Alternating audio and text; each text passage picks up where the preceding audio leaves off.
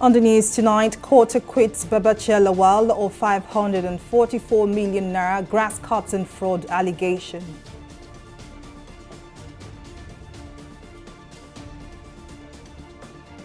Police Chief Alkali Baba meets with leaders of political parties, threatens to arrest sponsors of political violence.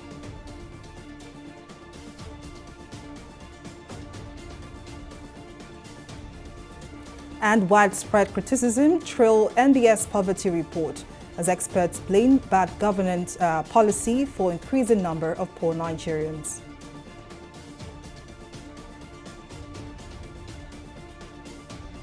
And many thanks for joining us on News Now. I am Folashade Ogrinde. A High Court in the Federal Capital Territory, FCT, has discharged and acquitted Babachir Lawal, former Secretary to the Government of the Federation, SGF, over allegations of money laundering.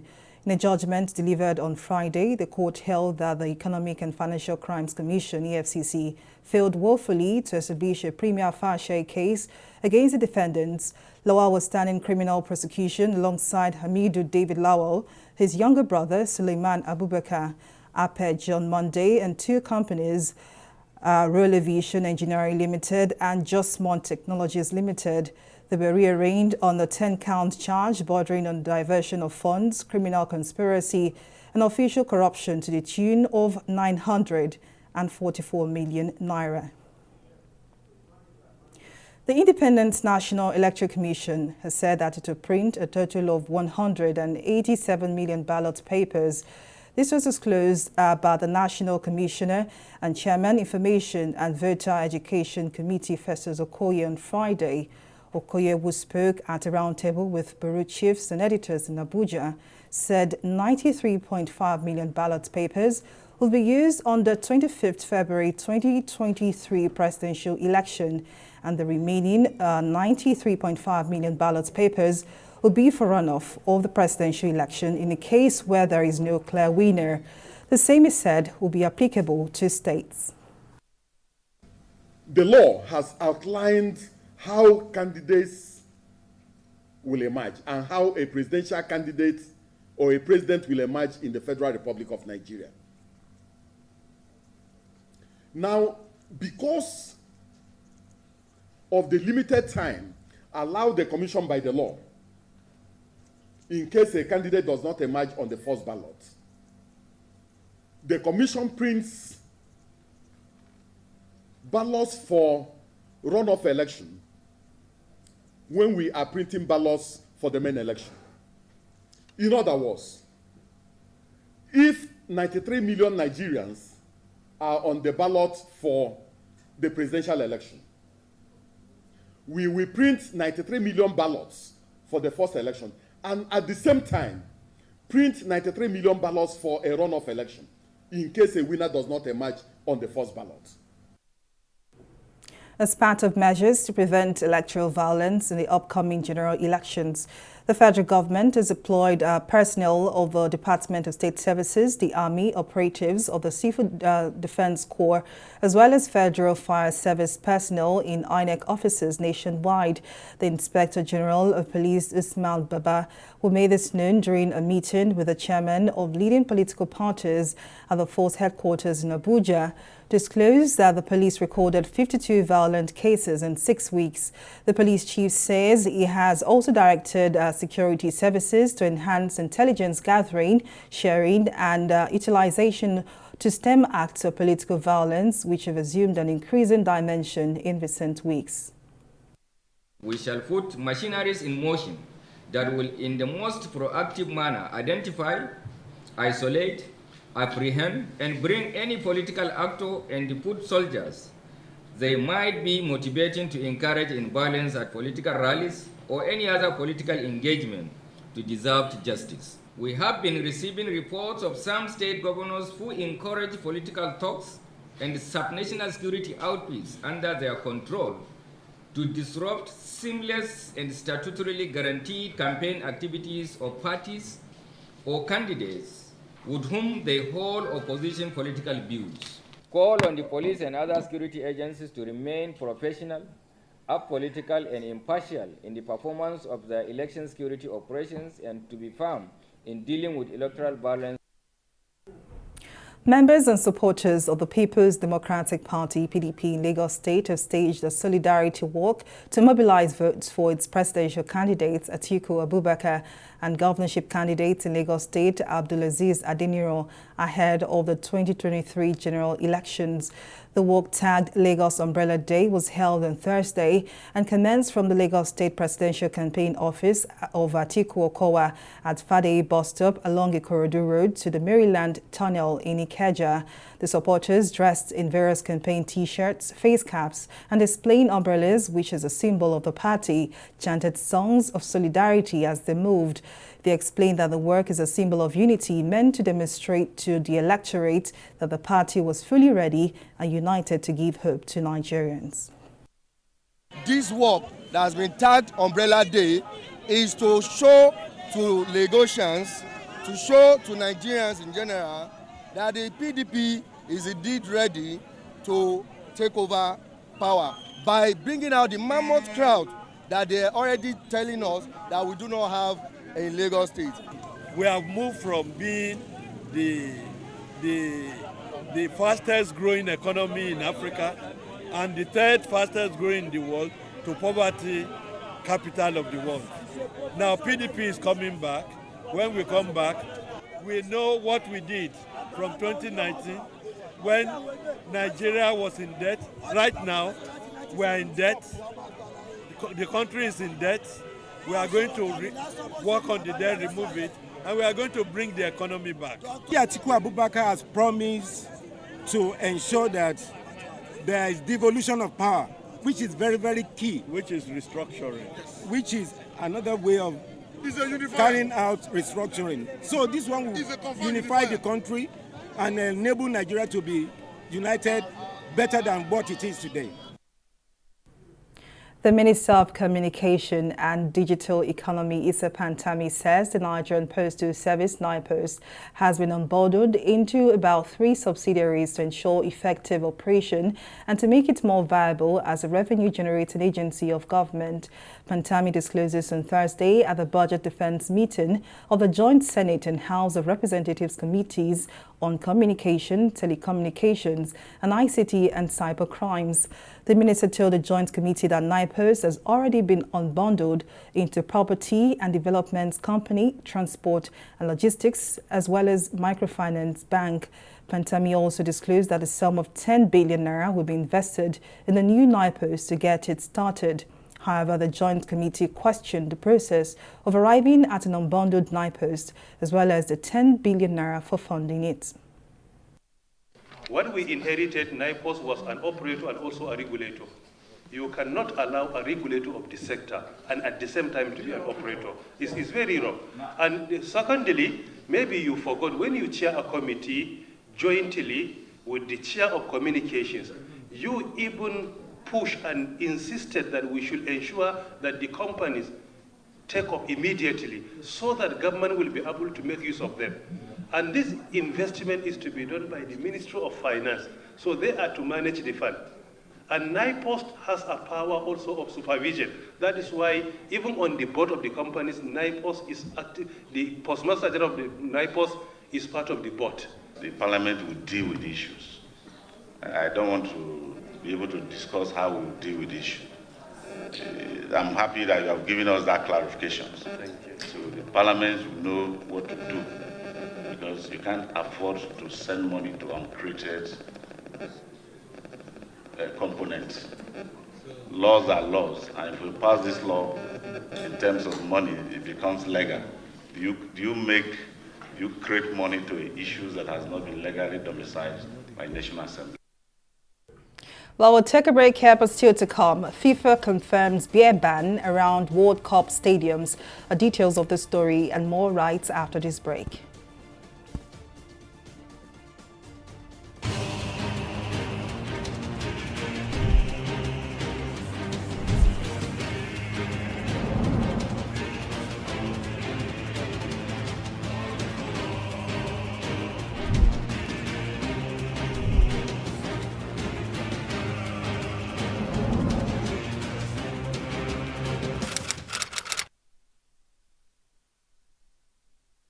Nigerians, elections are here again. Let us shun violence. Let us play the game according to the rules. Do not be a thug. Say no to violence. Let's rise and defeat violence, crime, and sabotage against the peace of our nation. Nigeria is the only country we have. We must do everything to keep it united. We must avoid any act that promotes hate and disintegration. Say no to separatist movement, terrorism, fake news, hate speech, religious bigotry, and any act that tends to divide us as a nation. Watch out for strange gatherings and suspicious movements. Restrict access to sensitive documents and data, the disclosure of which may damage national security. Educate your staff and family, particularly on measures to safeguard information and report security breaches. Apply relevant legal security guidelines to protect yourself and your neighbors. Due to misinformation and wrong choices, some idle persons resort to vices in their greed to get rich quick. They resort to kidnapping, killings for rituals, and other heinous crimes. Avoid wrong use of the social media. Before you broadcast that false message, think twice. Ask whether it will promote peace or violence. For safety at home, still be security conscious. Educate your household on safety tips. Report all suspicious movements and persons to the security agencies nearest to you. Be a good citizen. Be patriotic. To pass security information, please call 0813-222-2105, 0915-339-1309, 0908-837-3514, or send a mail to dsspr@dss.gov.ng. This message is from the Department of State Services, DSS. Welcome back. Now here is a recap of some of our top stories tonight. A high court in the Federal Capital Territory has discharged and acquitted Babachi Lawal, former secretary to the government of the Federation, over allegations of money laundering. In a judgment delivered on Friday, the court held that the Economic and Financial Crimes Commission, EFCC, failed woefully to establish a prima facie case against the defendants. We also told you that the Independent National Electoral Commission, INEC, has said that it will print a total of 187 million ballot papers. The National Commissioner and Chairman, Information and Voter Education Committee, Festus Okoye, said 93.5 million ballot papers will be used on the 25th February 2023 presidential election, and the remaining 93.5 million ballot papers will be for runoff of the presidential election in a case where there is no clear winner. Well, in case you missed any of our news bulletin, or for more updates, do log on to our website on www.tv360nigeria.com. You can also follow us on our social media platforms on Twitter, Instagram, and YouTube at TV360 Nigeria. On Facebook, we are TV360 Online.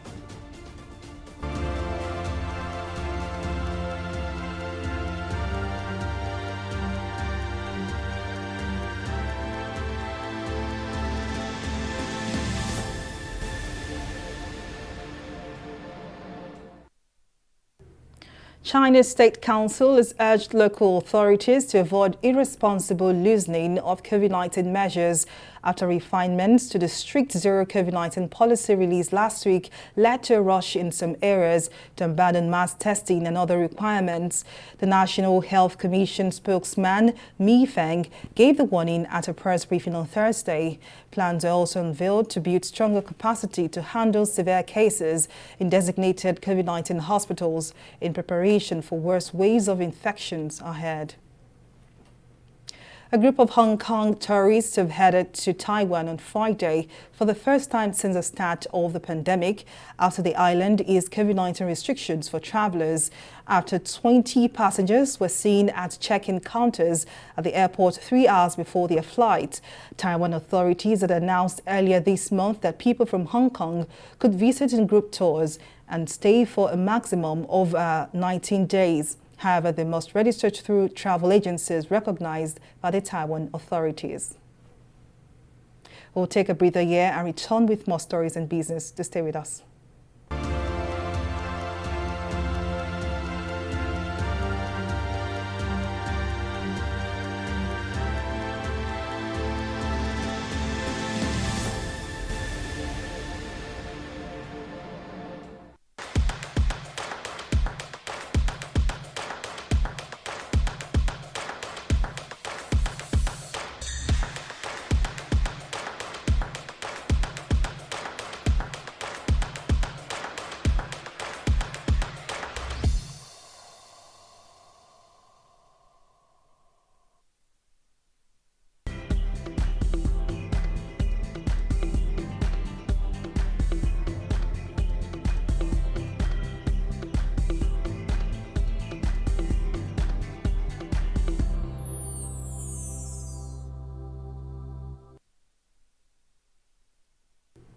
Well, welcome back in business news. 3 out of 5 Nigerians live in poverty. In a recent report released by the National Bureau of Statistics, the Multidimensional Poverty Index indicates that 133 million Nigerians are poor, accounting for more than half of the country's population. But this multidimensional poverty index is more severe in the northern parts of the country, recording as high as 86 million people, leaving the remaining 35% in the southern parts of the country. For more details in this report. In Nigeria, 63% of Nigerians, that is 133 million people, are classified as poor.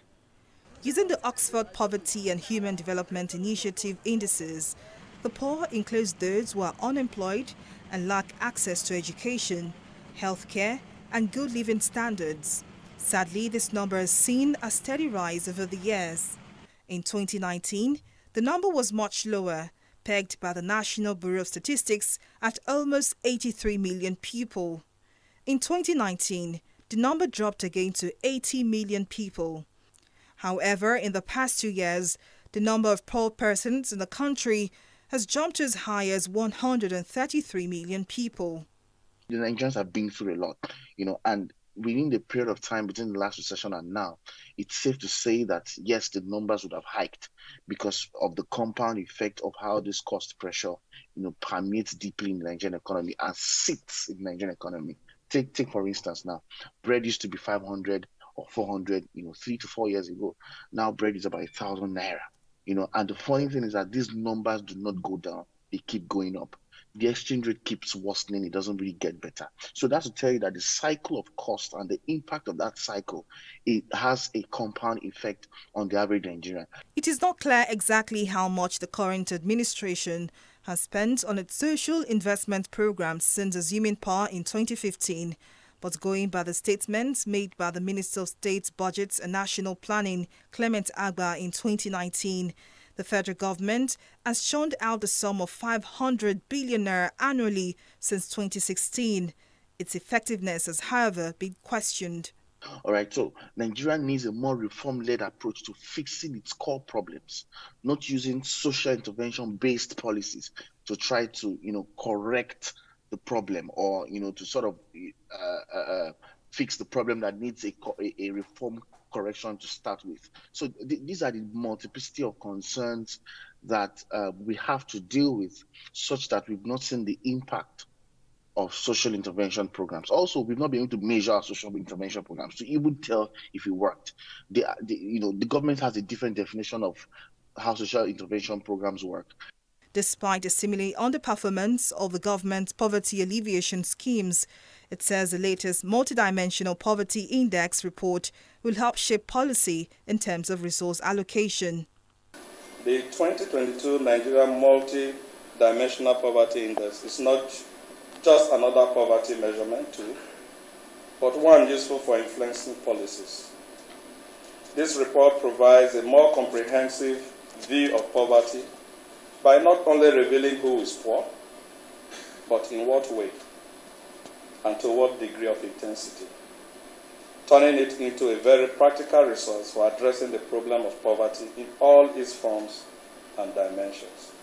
Upon winning a second term in office in 2019, President Muhammadu Buhari had promised to lift 100 million Nigerians out of poverty by 2030.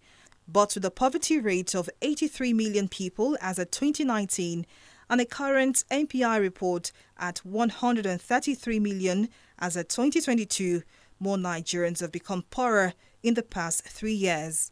Folashade Ogurinde, TV360, Lagos. The Debt Management Office, DMO, says there's an urgent need for the federal government to moderate the rising trend of borrowings to ensure debt sustainability. Director General of DMO, Patience Oniha, said this on Thursday in Abuja at a workshop for legislators. Oniha urged the federal government to take steps to rationalize expenditure, accelerate growth in revenues and ensure that borrowings were tied to projects that generate commensurate revenue to service the loans. According to her, the outlook shows that local and international markets are becoming tighter and interest rates are rising, adding that efforts at increasing non-oil revenue were yielding positive results. We'll take a breather and return with stock market review. To stay with us.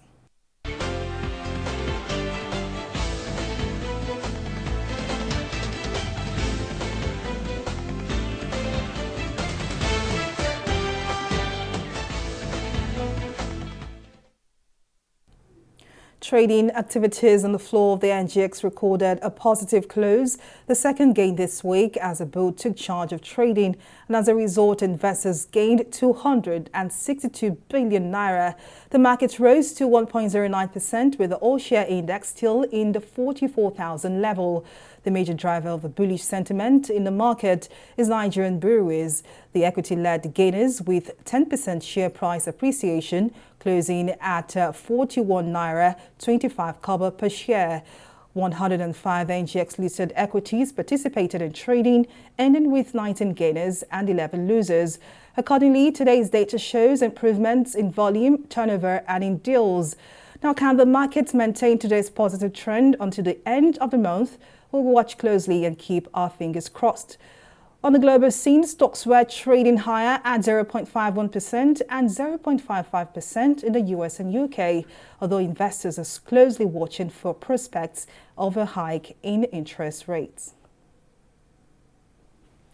And now on the foreign scene, Japan's Defense Minister Yoshikazu Hamada says North Korea has launched an intercontinental ballistic missile which landed in the country's waters.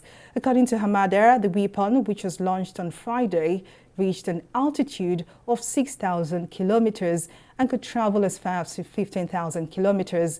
The defense minister explained that the missile has the potential to launch strikes to all U.S. mainlands. This is a second missile test the Kim Jong-un regime in 2 days. And now in sports, just 2 days to the World Cup kickoff in Qatar, soccer's world governing body FIFA has made a U-turn and banned the sale of alcohol at the 8 stadiums which will host the tournament's 64 matches. In a statement on Friday, FIFA said the decision was reached following discussions with the hosts. In September, Qatar had said it would permit ticketed fans to buy alcohol beer starting 3 hours before kickoff and for 1 hour after the final whistle, but not during the match.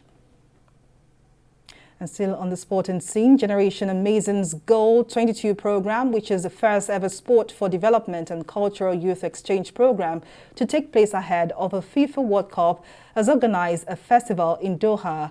The festival, scheduled to hold from 16th to 22nd of November at Education City, brings students together for an in-person workshop where topics such as sports diplomacy, sustainability, diversity and inclusion, as well as leadership and mental health, among others, are explored. Speaking at the event, FIFA President Gianni Infantino thanked the member associations that supported the candidacy to the FIFA presidency. Football, of course, unites the world, and that's exactly what Generation Amazing is doing as well. So we have 8 beautiful stadiums, we have beautiful metro, great roads, great facilities. We'll have fans, well over 1 million, 1.5 million fans coming from all over the world. You only care about spending time together, being together, exchanging with each other, and that's exactly what the World Cup is about. This World Cup comes after 2 years of pandemic, where the entire world closed down, locked down, and we feel now that we have to again open up and come together. Come together against all those who want to divide, against all those who want to split, and in favor of those who believe in the true values of sport, which is again what Generation Amazing and the Goal 22 projects are about. The values of football, the values of sport, the team spirit, the respect, the resilience, bringing people together and uniting. And this is where we drop the anchor on our news bulletin tonight. Many thanks for watching. I am Folashade Ogrinde. Bye for now.